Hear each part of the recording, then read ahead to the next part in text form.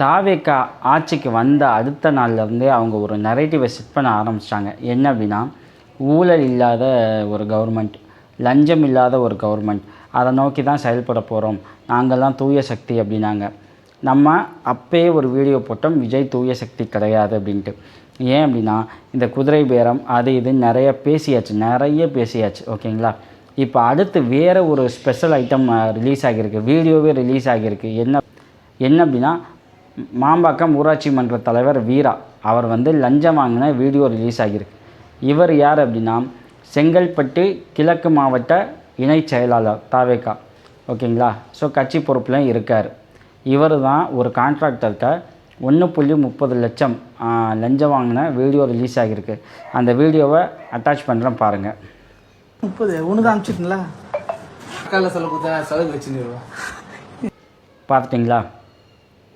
ஏன் இதை சொல்கிறேன் அப்படின்னா, தாவேக்கா தூய சக்தி கிடையாது, தாவேக்கா லஞ்சம் ஒழிஞ்சிடுச்சு, ஊழல் ஒழிஞ்சிடுச்சு அப்படின்னு ஒரு நரேட்டிவை செட் பண்ணிட்டே இருக்காங்க. அது அப்பட்டமான பொய் அப்படிங்கிற விஷயத்த நம்ம திரும்ப திரும்ப பேச வேண்டியதாக இருக்குது.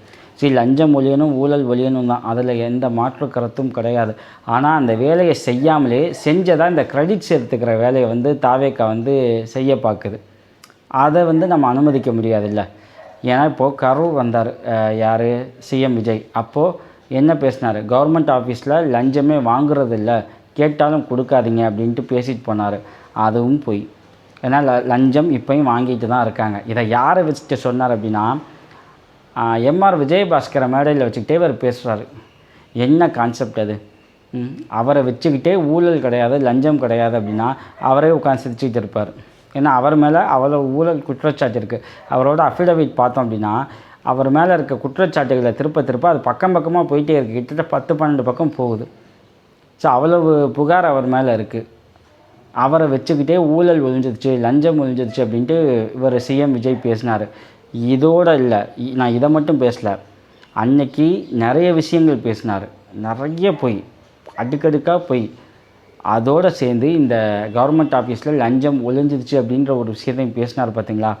அப்படி ஒரு தகவல் என்னென்னா, சிலர் முக்கியமான ஜேர்னலிஸ்ட் அணுகி சிஎம் விஜய் பேசின இந்த லஞ்சம் ஒழிஞ்சிருச்சு அப்படிங்கிற அந்த கான்செப்டை ப்ரொமோட் பண்ணுங்கள் அப்படின்னு சொல்லி சில ஜேர்னலிஸ்ட் அணுகினதாக ஒரு தகவல் இருக்குது.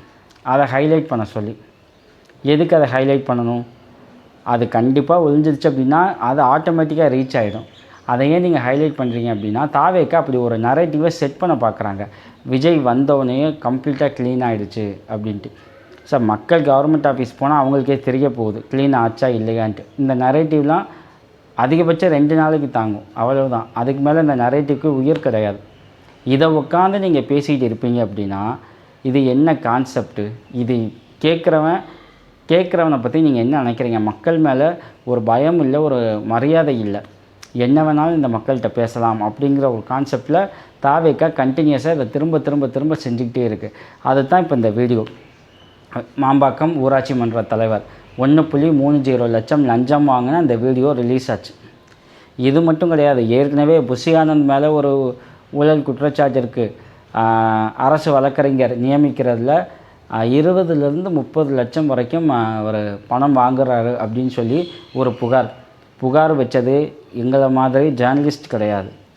தாவேக்கா வழக்கறிஞர் அணியை சேர்ந்த ஞான சௌந்தரி வச்சுருக்காங்க. இவர் புஷி ஆனந்த் இப்படி ஒரு முறைகேட்டில் ஈடுபட்டார் அப்படின்னு புகாரை வச்சது அவங்க. ஸோ ஊழலும் இவங்களே பண்ணுறாங்க, லஞ்சமும் இவங்களே வாங்குகிறாங்க, புகாரும் இவங்களே கொடுக்குறாங்க அப்படின்னா இது உண்மையிலே சிரிப்பாக தான் இருக்குது. ஓகே, எனிவே புகார் அவங்க கொடுக்குறாங்க அப்படின்போது அது ஒரு வகையில் ஹாப்பி தான். ஆனால் இதை என்ன ப்ரொஜெக்ட் பண்ணுது அப்படின்னா, சிஎம் விஜய் சொல்வது போல் இங்கே லஞ்சமும் ஊழலும் ஒழியலை.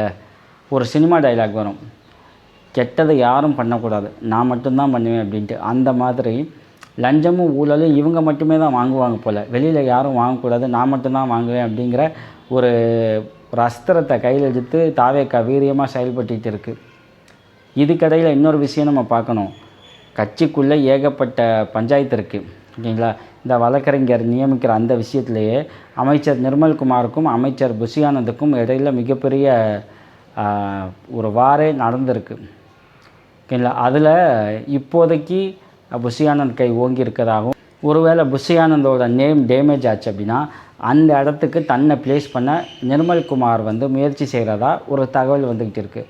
இது ஒரு பக்கம் இருந்தாலும் இன்னொரு பக்கம் மாதவ் அர்ஜுனா அவர் ஏற்கனவே அடித்து ஆடிட்டு இருக்கார். ஏன்னா கட்சியில் அவர் கிட்டத்தட்ட ஒரு 3வது பொசிஷனில் இருக்கார். சிஎம் விஜய், புஷி ஆனந்த், அப்புறம் மாதவ் அர்ஜுனா அப்படிங்கிற கேட்டகரிக்குள்ளே வந்துக்கிட்டு இருக்குது. ஸோ புஷி ஆனந்தை வந்து பீட் பண்ணி அங்கே அந்த பொசிஷனுக்கு தன்னை நிலைநிறுத்த ஆதவ் அர்ஜுனாவும் சில காய்களை நகர்த்திக்கிட்டு இருக்காரு அப்படிங்கிற ஒரு தகவல் இருக்குது. ஸோ இங்கே மெயின் டார்கெட் யார் அப்படின்னா புஷி ஆனந்த் தான் இருக்காங்க.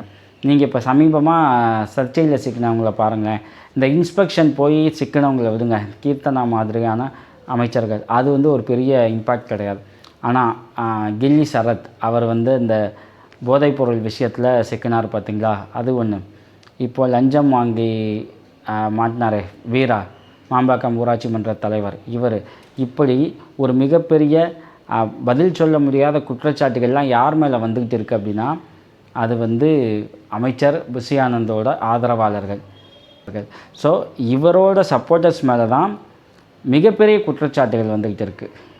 ஸோ இதுவுமே வந்து புஷி ஆனந்தை வீழ்த்தக்கூடிய, அவரோட அந்த பவரை வந்து குறைக்கக்கூடிய வேலையை வந்து கட்சிக்குள்ளேயே சிலர் செய்கிறதா ஒரு தகவல் வந்துகிட்டு இருக்குது. அது யார் அப்படின்ட்டு நமக்கு இன்னும் கூடிய சீக்கிரத்தில் தெரியும். ஸோ யாரெல்லாம் புஷி ஆனந்தோட வீழ்ச்சிக்கு காத்துக்கிட்டு இருக்காங்க, அங்கே அந்த பிளேஸில் நம்ம போய் உட்காரணும் அப்படிங்கிற முயற்சி பண்ணிகிட்டு இருக்காங்க அப்படிங்கிற எல்லா தகவலும் இன்னும் சில நாட்களில் வெளியில் வரும்னு நினைக்கிறேன். ஸோ இந்த வீடியோவோட நோக்கம், சிஎம் விஜய் சொன்னது மாதிரி லஞ்சம் ஒழியல, லஞ்சம் வாங்கப்படுது. அதில் மேக்ஸிமம் லஞ்சம் யாரால் வாங்கப்படுது அப்படின்னா அவங்க கட்சி ஆட்களாலேயே வாங்கப்படுது.